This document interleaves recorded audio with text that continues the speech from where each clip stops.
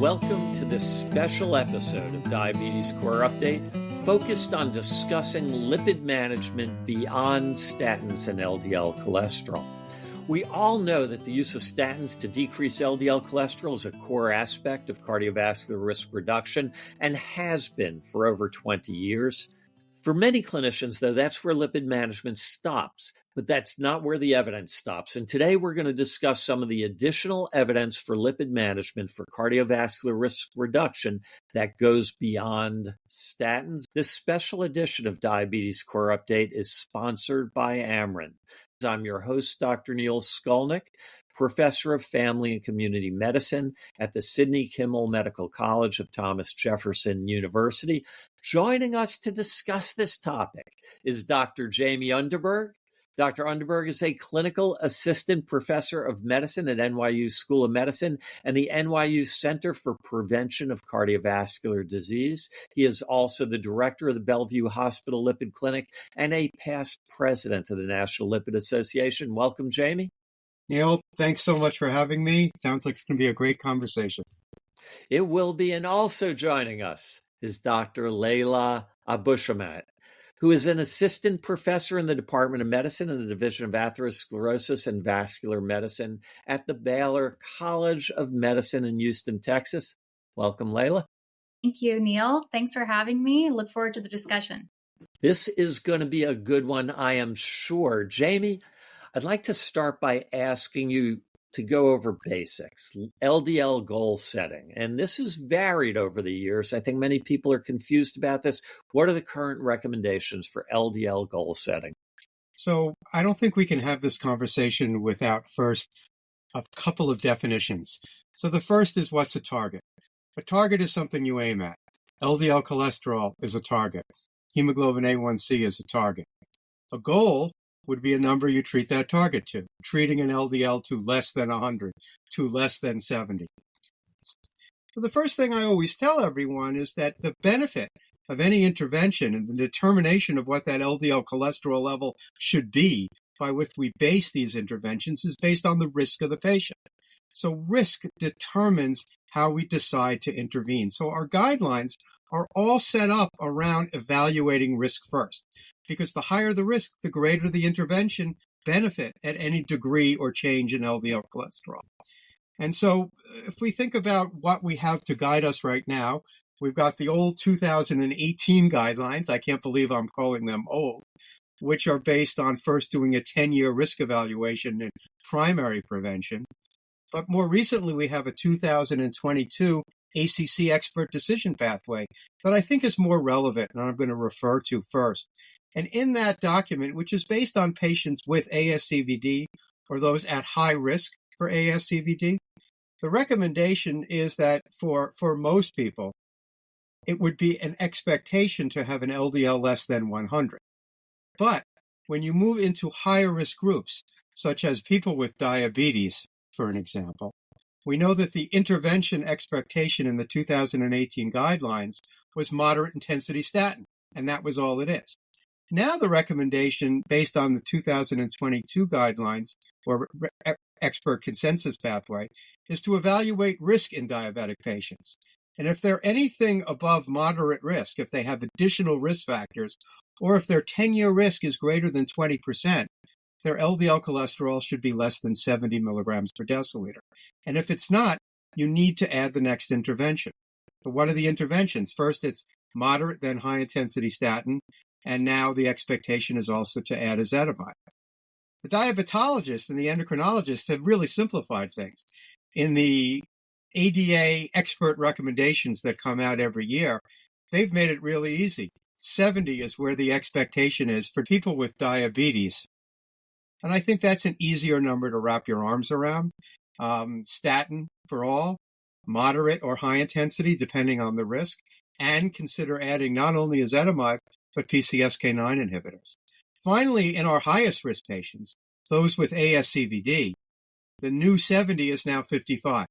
So 55 is the number we use, milligrams per deciliter, to be more aggressive when it comes to adding additional medication. So I hope I haven't overcomplicated it, but I think it's important to understand these concepts. Jamie, I think you did a really nice job explaining it. And I think it's really important for our audience to understand. And I'm so glad you used the updated 22 guidelines and the current ADA guidelines, because things have changed remarkably over just the last few years. Layla, Jamie did a nice job reviewing those LDL goals. And I know, Layla, you're an endocrinologist as well as a lipid specialist. Can you give us a sense of why ADA changed their recommendations from 100 down to 70? Because I think that surprised a lot of people when that came out in 2023. What was the why behind that recommendation? Yeah, it's a pleasant surprise, honestly. We know that people with diabetes have at least a twofold increased risk of atherosclerotic cardiovascular disease, and this may be higher or lower depending on the population that you're assessing and their risk factor and whether or not they're on different preventative therapies. But we also know that people with diabetes often have other risk factors for cardiovascular disease, including things like hypertension and hyperlipidemia, obesity, fatty liver disease.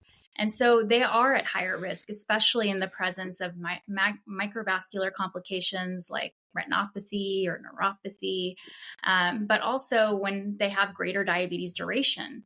And from our trials, the cholesterol treatment trial lists, particularly the collaboration and meta-analysis data, we know that statin therapy reduces our 5-year risk of major cardiovascular disease events by about 20% for every 1 millimole per liter, or about 18 milligrams per deciliter reduction in LDL in people with diabetes. This is very similar to people in the overall population. However, because those people have diabetes, they also have a higher absolute risk of heart disease. And so they have a greater absolute benefit from LDL reduction with statins. And so in general, this kind of led to the European Society of Cardiology, the European Atherosclerosis Society. They've recommended an LDL lowering or goal of less than 70 for people with diabetes in their 2019 guidelines. But based on this background, it was now included in the ADA standards of care since 2023. It's also noted that in practice, it's sometimes difficult to know what the baseline LDL level is. And prior to 2023, the recommendation was really to start a moderate intensity or high intensity statin and assess for a percent lowering, in general, a greater than or equal to 50% reduction in LDL. So when it's difficult in practice to know what the baseline LDL is, it's easier to target an LDL goal of less than 70 milligrams per deciliter. Thanks so much for going over that, because I think that really clarifies this issue for us. As we continue to think about lipids, it's not just about LDL. Can you explain the concept of residual risk for our audience? Yes, this is a very important idea, especially now that we have a lot of other therapies available to us. And residual cardiovascular disease risk is really this idea that the risk of cardiovascular disease events persists despite treatment or achievement of targets for risk factors, things like our ABCs of diabetes management, A1C, blood pressure, and cholesterol. What happens beyond you reaching those goals and those targets? And we see that even people who are on statins or have all three of these cardiovascular disease risk factors controlled, they continue to have a risk of ASCVD. And we have data from studies like MESA that shows there are specific risk factors in particular that we can identify that contributes to this elevated and residual risk. Things like smoking or a family history, or even a high sensitivity C-reactive protein level. Things also like high triglyceride levels, which we often see in people with diabetes, also are associated with increased risk of ASCVD, even after being on statins. So helpful. So focusing on triglycerides, when should we be paying attention to triglycerides? Well, as a lipidologist, triglycerides should also always be addressed. We often see it in people with type 2 diabetes, and we know that hypertriglyceridemia confers not only residual risk, but also increased risk for life-threatening events like pancreatitis. In people with triglycerides above 500, we should always evaluate for secondary causes of elevations. And we know that people with diabetes have higher triglycerides when their diabetes is uncontrolled. but also to consider starting medical therapy to reduce the risk of pancreatitis.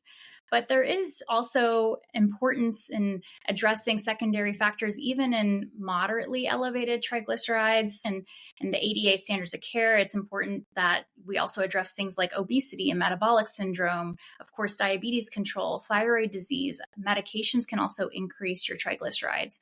But also, given the residual risk for ASCVD, those with a triglyceride level of 135 to 499, there may be particular therapies that we can add that can reduce risk for cardiovascular disease as well. That's so helpful. And we'll come back to therapies in a little bit. So before we go on to talk about aspects of treatment in more detail, Jamie, are there any other lipid particles we should be aware of when we think about residual risk? Sure. And actually, I think this is where the 2018 guidelines really served us well, because they created a section of what they called risk-enhancing factors, things that allow us to take population-based risk scores and hone them down and personalize risk assessment. And as part of that list, I think the 2 or 3 that really jumped to my mind, other than the things you can get from a standard history and physical, first is the triglyceride level, and I know you've talked about that a bit already, but triglycerides greater than 175 were deemed a risk factor, and important to always measure that. We get that as part of a standard lipid panel. The second is lipoprotein A. People often refer to it as lipoprotein little a because it's lowercase a. It's essentially LDL cholesterol with an additional protein called apolipoprotein A attached to it via a disulfide bond connected to the ApoB molecule that wraps around the LDL particle. And I tell my patients that lipoprotein A is essentially LDL cholesterol with Velcro attached to it. It enhances the atherogenicity of LDL cholesterol. It also is involved in thrombogenic events and can be associated not only with heart attack, but increased stroke risk. We have different cutoffs for LPA levels, 30 milligrams per deciliter, 75 nanomoles, but risk is linear. It really is. So anywhere along the curve, it seems to enhance risk. The other, I think, piece of information worth at least thinking and knowing about is ApoB. And ApoB is another risk-enhancing factor. The National Lipid Association, just this past week, released a wonderful document, consensus document on ApoB.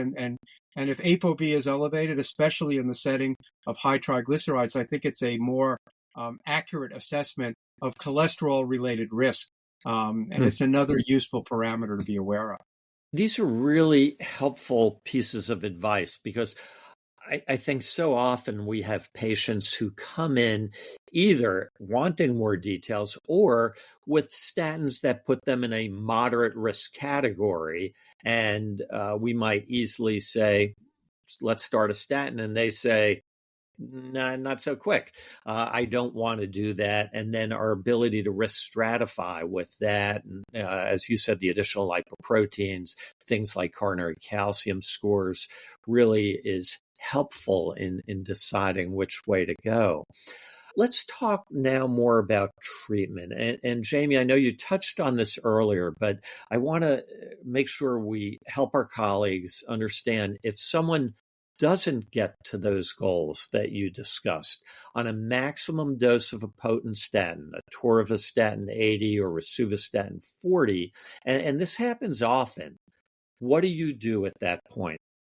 Well, I think a lot depends, again, on going back to the risk of the patient and also trying to understand some of the evidence around which patients have been studied with which medication.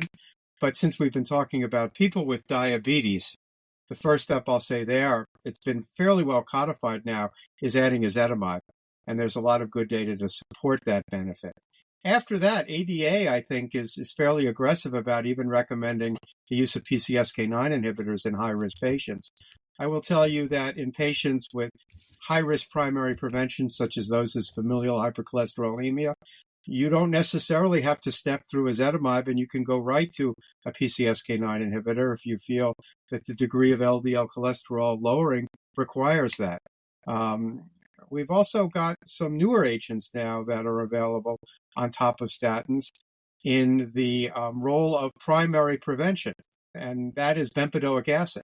Bempedoic acid is a agent that works along a similar pathway of statins. It blocks cholesterol production, ultimately leads to an enhancing of the LDL receptor and increased clearance of cholesterol through that pathway.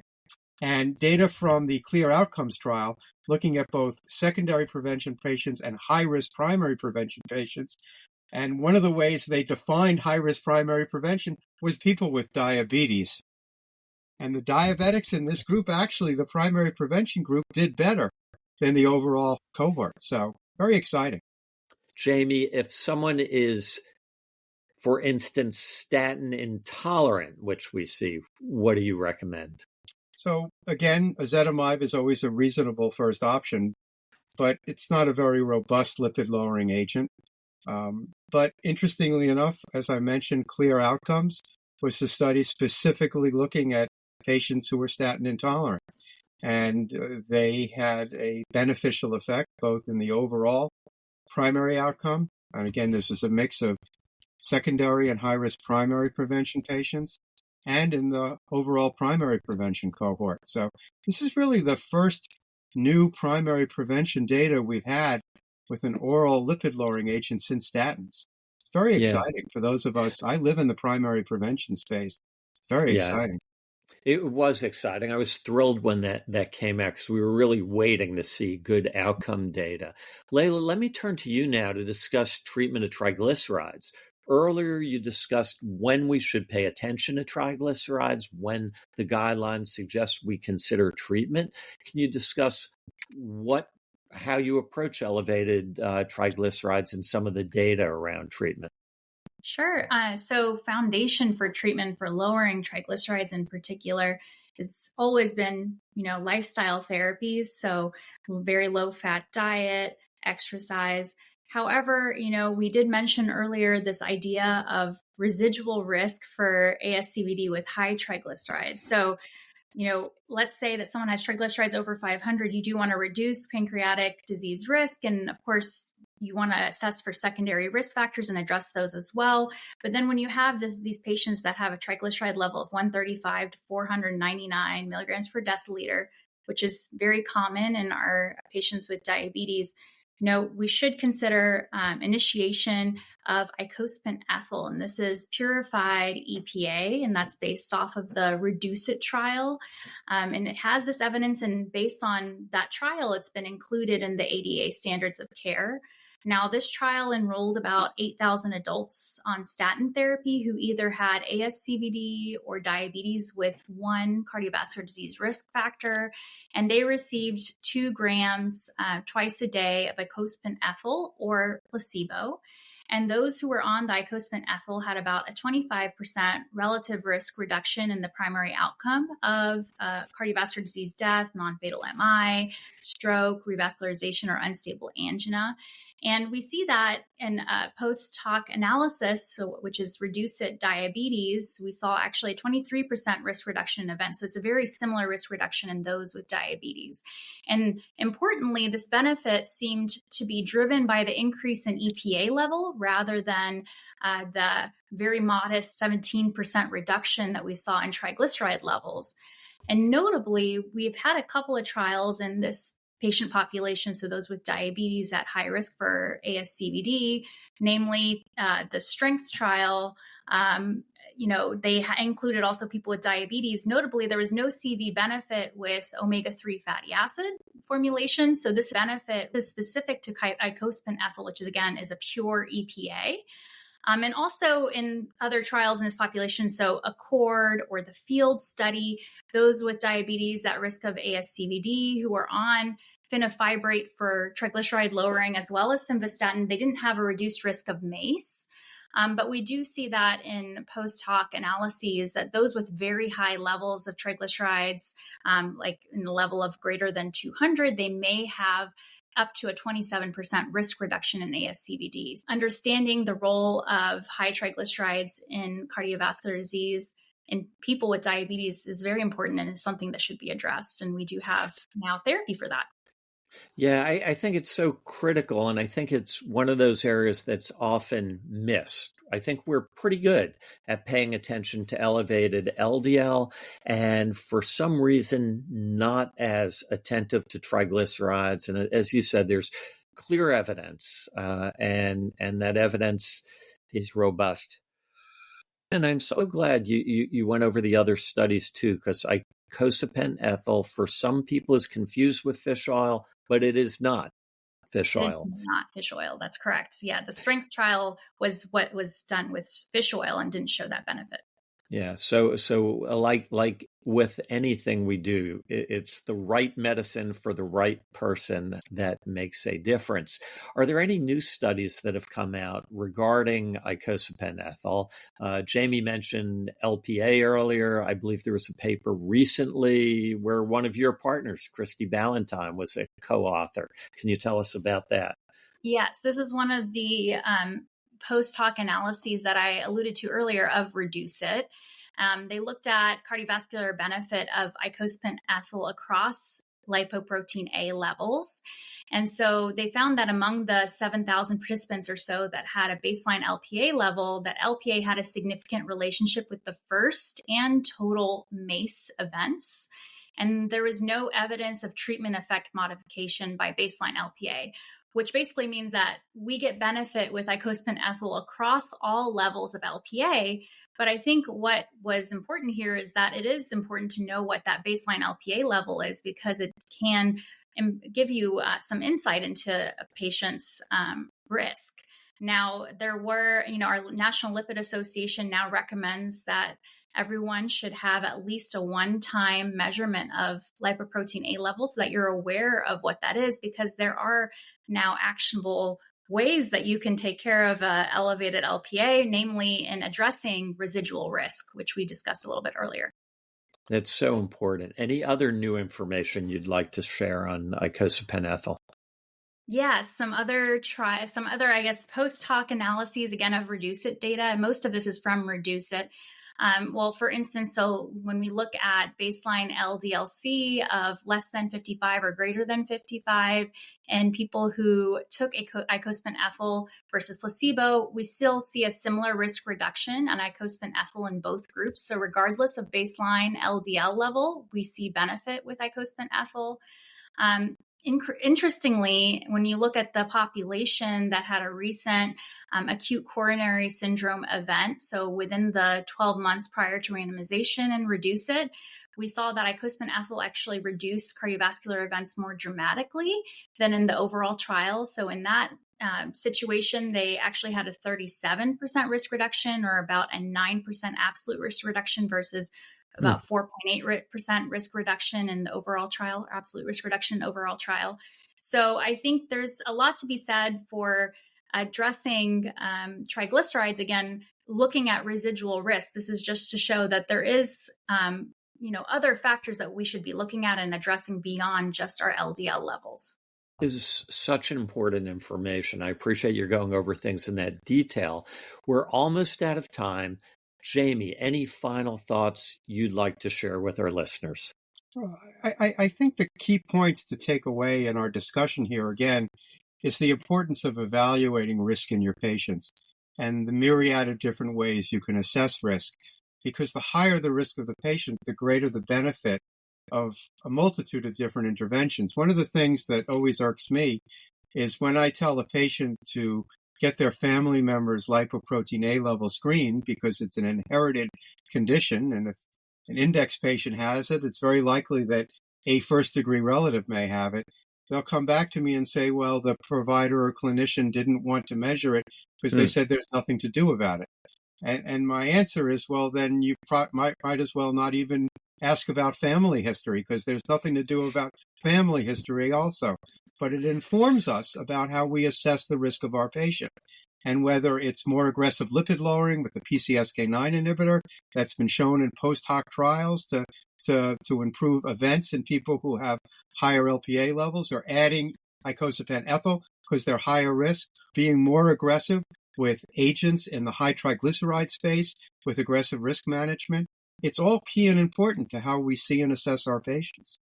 Jamie, I love that analogy with family history because I've often wondered, and I've heard that so often, well, there's nothing we can do about it. Well, but we care about family history. Sure. That is the perfect analogy. I use. Yeah, it works. Layla, any additional thoughts you have? Yeah, I'll have to use that analogy as well. I think as we get more and more data in the lipid space, first of all, it's very exciting to be in the lipid space and in this space where we are managing our patients with diabetes from the cardiometabolic perspective. It's really giving us more information that we can help our patients and personalize care to them. There's no cookbook way to treat lipids. We now have all this different data that we can look at and discuss with our patients, not only about lipoprotein A or triglycerides or LDL level or family history, but we take all of this into account. And now we have these effective therapies as well. So it's not like we can't do anything. We have so many effective therapies, so many tools in our toolbox that we can pull out and use. And it's just a very exciting time. And it's a great time to, be able to counsel our patients, to just hear about all the new data and be able to help people living with diabetes. What important points. Layla, Abushamat, thank you so much for joining us. Thank you. Thanks for having me. Thank you very much. And Jamie, thank you as well. And to our listeners, of course, as always, thank you for joining us for this update on lipids beyond statins and LDL. This special edition of Diabetes Core Update is sponsored by Amarin. For the American Diabetes Association, I'm Dr. Neil Skolnik. Till next time, stay safe and keep learning.